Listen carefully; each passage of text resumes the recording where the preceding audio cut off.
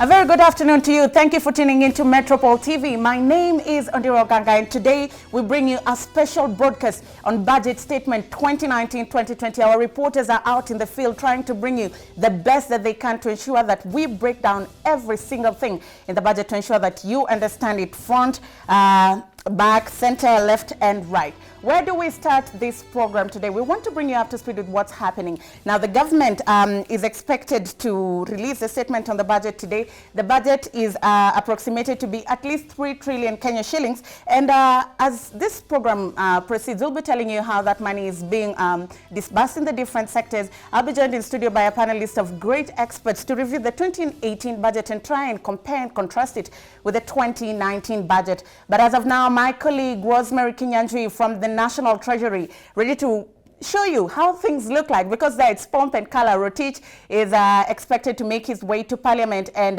release the statement. So let's cross over and take a look at how things look like that side. Thank you, Ondiro Oganga. It is budget day here in Kenya, the 13th of June 2019. And now we are at the National Treasury, where the CS for National Treasury and Planning, CS Henry Rotich, is expected to arrive any minute. The budget tabling is expected to take place at 3 in the National Assembly. But before that, preparations behind me are taking place, trying to get ready with everything from the carpet and the rails. That will be the place where the CS will walk down holding the iconic budget briefcase rather. However, security deployment is still heavy around these areas. As you can see, there are different security personnel from the different security sections in the country. This year's budget is estimated to be 3.02 trillion shillings, which is 10 billion shillings higher than the current financial year budget for 2018-2019, which is 3.01 trillion shillings. For now, we would like to sample some of the views from Kenyans around here and the expectations on this year's budget and what most probably they think will be different. Even I'm afraid of the budget because now I don't know what is going to be read, but I know their budget is a bit higher as compared to other budgets. Natarajia nini bei ya unga itarudi chini, at least bei ya masomo kuna wale wanalia hizo government schools zinaitishwa pesa. Tunatumai leo bei pia hizo zenye school fees hiyo ya shule pia wataondoa hiyo yenye wanaitisha watu. Mimi naomba vile waziri atasoma mambo na budget. Sasa maisha imekuwa expensive, kila kitu ni expensive, so naomba upande foodstuffs at least apunguza kidogo, ndio tuangalie mambo mengine, mambo pia nyumba hizi angalie. I expect an inclusive budget. I have seen women struggling on the streets, trying to get a living, and it was heartbreaking for me. So I was just meditating upon this budget release today, and I really hope that it will be very inclusive and that the common mwananchi will be able to get a piece of the national cake. Hawafai kukopa sababu inaumiza mwananchi wa kawaida. Well, to be honest, I'm concerned about the borrowing. It's really concerning because if we now rob Peter to pay Paul, we are looking at something that can be not sustainable, according to me. Well, I'm not an economic expert, but all I can say is we need to be really looking at the red flags in borrowing. I also heard that World Bank gave us a warning about that. We should be very careful. I don't think that this extra borrowing can be sustainable. We need to look at building our own skills, our own talent, our own people. Help borrow skills from the market, so that we can be able to harness what is within us. But if we start going outside all the time, the catch is the interests on the loans. They're really growing, and I heard Sakaja speak with Mutula the other night on TV that out of 1,000 shillings, we only remain with 440 shillings from our foreign borrowing. So 560 goes out to our lenders. So what will the country do with 440 shillings when we have we also borrowed locally as well from our banks, and we also are funding so many projects. And I told myself that if the future budgets would also include reports on what has been done before, I think that will really help Kenyans evaluate what's being spent by this government. Lakini mimi kivyangu sioni kinisaidia. Sababu kama wanajenga reli, mimi mwenyewe sijaipanda reli ama gari moshi. Naendanga na bus. So sioni kisaidia mimi. Ondiro, those are some of the expectations on the street. Some people are expecting that whatever comes out of this budget will mean a simpler life for the Mwananchi. For now, I'll let you continue with the studio interviews. For now, I'll stay put here until the CS arrives, and we will keep you updated. Thank you, Rosemary. Keep us updated when the CS steps down that red carpet so that we see how those events unfold. Right about now, we want to cross over to Parliament, where my colleague Nina Shaban was there trying to speak to members of Parliament and hear what their expectations or what they think of the national budget ahead of its reading in Parliament. Listening. The budget to be as usual. Normally there are many contentious issues. Particularly we expect that it's not going to favor the Wanchiku as usual. And we would have expected that this budget be read after we have agreed with the Commission of Revenue Authority. Like we in the Senate, it's only yesterday we met with the Commission of Revenue Authority to look at the most appropriate formula to use. We did realize there are very many other contentious issues that are being used to be able to actually apportion money to the various counties.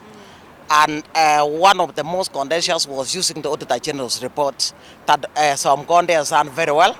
And then in any case, we wanted to know exactly how some counties were charged as having worked harder than others.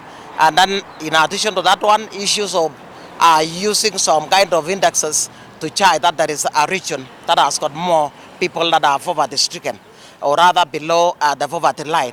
And in any case, we wanted to actually take this further ahead, in this case, to ensure that we have public participating in this so that we can collect more views. And in any case, once there is public participation over any budget, I'm sure it will come out with a more appropriate formula. And that formula in this case will go a long way in assisting us, because we want equitable development in all counties. Well, thank you. It's some of the views from Parliament. Now, I'm joined in studio by a panel of experts, Abraham Kamau, who's an economist, and another gentleman from Ernst & Young, who's a tax expert. Thank you very much for making time. Thank you. A lot of views from the streets, particularly starting with my colleague Rosemary, who was out in the streets. And Kenyans, we were just having this conversation before we came up. Kenyans are slowly becoming an enlightened citizenry, and Kenyans are beginning to pinpoint on the loopholes in the national budget, because the whole financial burden trickles down to the Kenyan. It does. Yeah? It does.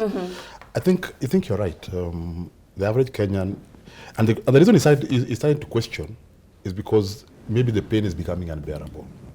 That's why they start wanting to know, who is this that is causing this pain? And then, so that will start driving the process of people starting to question the numbers and knowing why their unga or their bus fare costs more. So I think it's a step in the right direction in terms of people starting to question why things are the way they are. Nelson? Yeah, I think this is what we need currently, because the situation we are in, there is a mismatch between what actually the Mwananchi wants to be reflected in the budgets that we have and what is being brought to their table. And because of the economic situation, difficulties they are facing, they're beginning to question, to be interested more than ever in what is causing their problems on a daily basis. So I think this is a proper way of getting people to now question more and more what the government is doing. A budget of 3 trillion Kenya shillings and above. Do we need that kind of budget? In my opinion, it could be lower. Yeah. Because if you look at the current budget, Sorry. it's likely maybe 10 or so billion above the other one. So it's almost the same. But we expecting to raise only 2.1 from KRA. So by design, we are going to borrow another almost trillion from the domestic and from the external market. So I think this model may not be very sustainable for very long. Because even if, and there's somebody who said that in that interview, that said, maybe you need to be reviewing also what has happened in past budgets. Because the question is, these amounts we're talking about, are they all absorbed in a financial year? Do we really need a 3 trillion? In my opinion, why don't we just cut our dress according to our cloth? That means if we did a 2 trillion budget, would be expecting all this money from KRA. Remember, KRA has not hit their target this year. So this 2.1 may be less. So to the extent of the shortfall again, we'll have to run to the market. And which market is easier? It will be the local market. And then that will bring its own problems that are currently experienced because the government is heavily borrowing in the local market. How sustainable is it to rely on tax to fund a national budget given the Kenyan setting and the state of the Kenyan economy? I think it's challenging because for you to rely on the taxes, you need to expand your economy. And that is not what we are seeing because most of companies are reporting losses. Most of companies are shutting down. So meaning all the revenue sources we get from taxes, income taxes, talk of corporate income taxes, pay as you earn, they will automatically go down, and therefore it becomes unsustainable to fund such a huge budget. But my question is, there is no problem of having a 3.02 trillion budget. But the question is, are we able to finance that? Are we able to meet the need that we need to? It's like we are spending what we don't have. Yes. So we already, as my colleague said here, you already have a KRA that is struggling with a lower target. Now you're giving it another higher target. So are you actually putting on the table what you can able to afford? But I think, let's be honest with each other, recurrent expenditure of 1.7 trillion Kenya shillings, that's nearly half the budget. If we cut down on recurrent expenditure, then we can afford our budget. You see, we need to have an honest conversation of what is the optimal size of government, because it's consuming most of this. These are mostly salaries and current expenditure, as you call it. Because the more we spend on recurrent expenditure, the less we are spending on development expenditure. Because you see, like development expenditure, we're only doing about 700 billion. Yeah, 671. Yeah. So now, and don't forget, this problem also now has been devolved. We also have very bloated county governments who are consuming another 371 billion. Now, I believe that you can still produce the same whatever you're producing with a smaller government. By smaller government, I mean a smaller autocratic system. But I think until we accept that we cannot continue this way, it is not sustainable. And it is not even moral, because you see, for us to fund this, we have to tax more. And we are taxing more from a declining economy. So all the metrics are wrong. Yeah, so it's just a matter of time. Okay. Yeah. Speaking of tax, last year was a very controversial year, particularly in the tax department, because when Rotich was in parliament, he introduced some taxes that Kenyans are not very comfortable with. Let's listen in to the first tax that he introduced, which was the mobile tax. Richard, do we have the clip? Mr. Speaker, our economy has a well-established financial sector in the region with significant sums of money transferred monthly.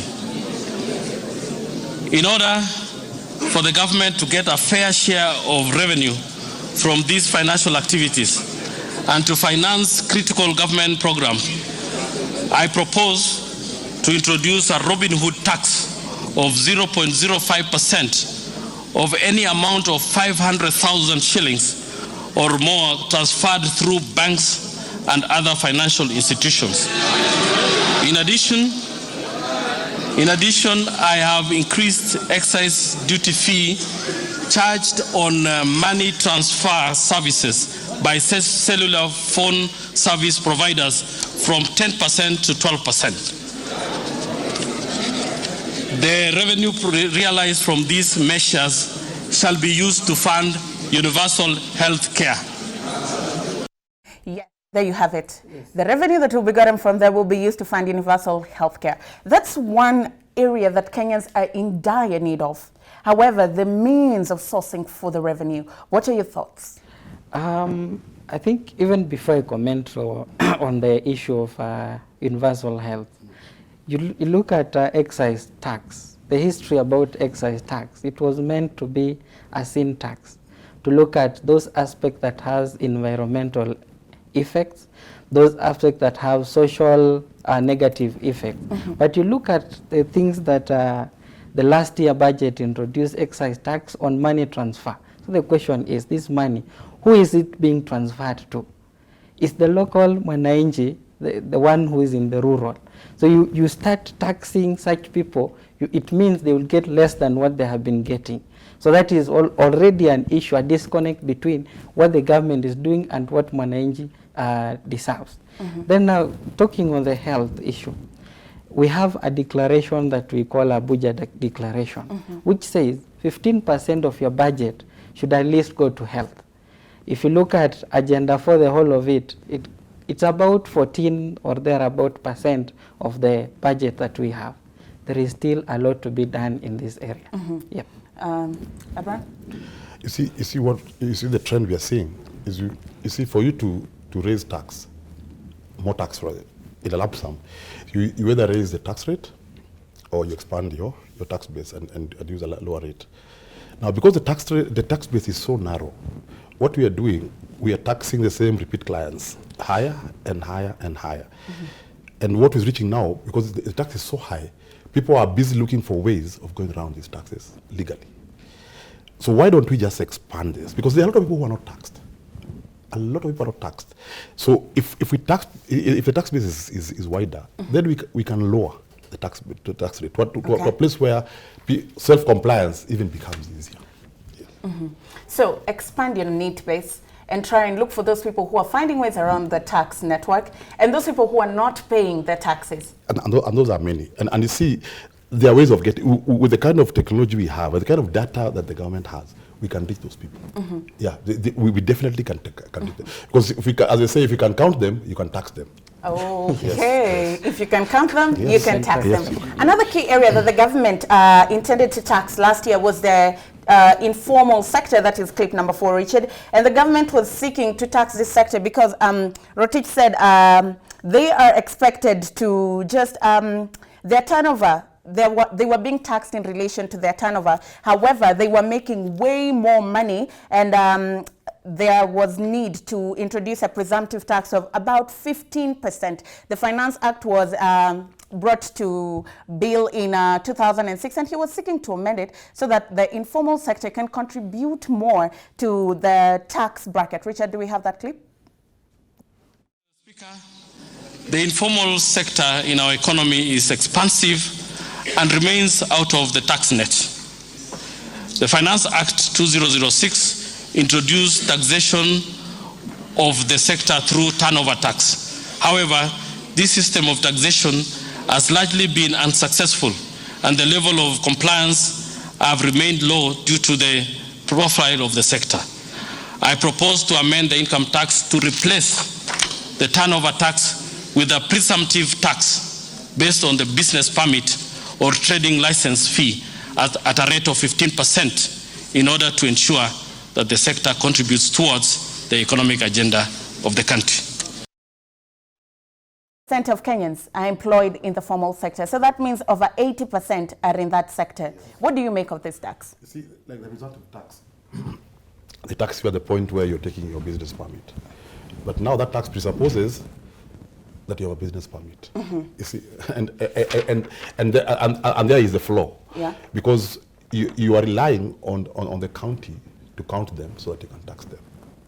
So they have to go further and ensure that everybody who's supposed to have a business permit has it, and 2, they are taxed. Because that is a sector. If in the 80-20 rule, we are only taxing the 20. Yeah. The 80 are mostly going scot-free. Nelson? Yeah, I think the idea behind getting taxes from the business license, it was a good idea because of the historical issues of not finding people to bring them on the net. But I think in the age that we are in now, in the information technology, there are various ways you can get people to the tax net. I think we ought to have more robust measures than just basing on business license. Now, the budget has a deficit of over 600 billion Kenya shillings, right? Yes. And KRA has proposed several means that it's seeking to adopt so that to kind of raise revenue. But what is the proper way to go about this? Because there's a deficit and it has to be filled, and KRA clearly has missed its target prior and prior. What will change? You see, the budget has a deficit by design. it's a 3 trillion budget, and only 2 trillion is supposed to be raised by KRA. So we have a 1 trillion deficit from the start. And that is the smallest it can get. It can get more based on by how far KRA will meet or not meet the target. So ideally, we should be working with what we have. But for whatever reason, we've chosen to go the 3 trillion way. Now, that means that the deficit can only be met if we borrow. There's no other way. Now, the question is the composition of that debt and what that debt exactly is going to do. Because if that debt is consumptive, then we lose out. If that debt is productive to an extent that it's able to pay for itself, then we are good. How many times has debt done that in Kenya? Nelson? Yeah, we actually, I don't remember any of the debt that we have borrowed. We can say it's repaying for itself. So it's an issue that we need to discuss. Yeah. Big Four agenda gets 450.9 billion Kenya shillings. The government is intending to kind of implement some of these projects and have the effect trickle down to Kenyans. However, 450 billion budget vis-a-vis the progress and the projected economic impact of these projects. You see, Agenda 4 has 4 items: affordable healthcare, housing, and there's food security and manufacturing. Now, if we start with, for example, affordable housing, you can see the way they're going around it. Okay. You see, affordable housing is best delivered by private sector. Because government, given the time that they have, even if the money is available, they're not able to finish whatever they want to do. It's better if this budget proposes certain tax breaks to this sector, especially the production of the main inputs like cement, power. If those were given good breaks, and those companies that are coming in to do 10,000 units and above are given even corporate tax breaks, then we will not even be able to control the inflow of those companies. They'll come on their own. So, and ditto for the rest, something like affordable healthcare. Affordable healthcare, we have NHIF receiving massive checkoffs. But why aren't we getting there? That's the question. And don't forget, again, this is a devolved function. Yes. So we have that, again, that problem of one person setting policy and one person implementing. And then we have a challenge. Speaking of tax reliefs, the government has been very vocal about giving tax reliefs. Rotich said in the housing sector, they're giving a 15% corporate tax relief to any investor that comes in and develops 100 units and above. The government is giving land to investors to invest in, for example, in Naivasha, in the special economic zone. Are these incentives going to give the Big Four agenda the kind of kickoff that it deserves? Yeah, I think those are the measures that we need to be looking at, because all you need, the Big Four is a blueprint that the government is using to spur the economy. And having incentives is one of ways of attracting investors. But again, if you do not have people who can be able to absorb whatever the investors are coming to build, then there's a problem there. So we need the incentives, yes, but over and above that, we also need some other measures to help the high purchasing power of the people. Now, moving forward, this is the place that we are at. Last year, kind of just a quick compare and contrast of last year. We read a budget, we allocated funds to it. There's a gentleman who spoke to Rosemary and said, we need to start taking stock. So from an economist's point of view, if we take stock from last year's budget, how far have we gotten? And where are we, so we can see, come 2019, 2020, this is where we're picking up the baton and picking up the race? I think it spans across most ministries. You'll find even the development funds are not fully absorbed because of government process of procurement and other bureaucratic processes that are involved. We have got very good blueprints, very good planners, and very good ideas. But so when I say the Big Four has been given certain money, it's a good thing. But where we have a problem is where my rubber meets the road is at the implementation process. How do we implement housing, for example? When you say affordable housing, what do we mean by affordable housing? How are we going to execute it? When you say affordable healthcare, how are we going to execute it? So there is the how. Because the money last year we allocated money. We're probably more or less just where we were last year. So we need to decide to, first of all, take stock and say, why didn't we move the way we were supposed to move? Then now, do it better this year. Otherwise, we'll just keep throwing money at a problem and we don't move. And by better, you mean? By better, I mean looking at and learning from your mistakes. Yes, if you did it wrong last year, do it better this year. But that can only come if you do a proper stock of what really went down last year, especially on those 4. Nelson? Yeah, I think we need to take stock of what we have been doing with the previous budget. We have seen allocations that are going to development projects, but sometimes we just get from the media information of how things have gone in disarray, but we don't have a proper way of the government communicating to the people that this is what we plan to do, this is what we have done, and this is how we need to progress further and this is what we are doing in the current budget to enable us progress as we had planned on the various projects that we had. So there is a key component on information dissemination from the government to link up with the people who are the main people who carry the budget so that they understand what is happening. Then the other issue with the allocation, we are saying we have big 4 agenda items that we see as being the backbone of propelling our economy, but we only allocate 15%. What we are saying, we put in 15% to get 100%, which is not sustainable. But Siasinga will argue with you and tell you, anytime the government tries to do more, he said they introduced the 1.5 levy, it was fought off. It's because of what we see. What are we using on that money for? People don't see the value for the money that you're getting. Take an example of what we borrow. You hear scandals here and there, so people get discouraged. That's why we fight everything that comes in terms of getting something from our pockets to the government. We will fight it because we are not seeing the real value of our investment into the government. And at the end of the day, we are just saying, please talk to us, tell us how much we spend on this.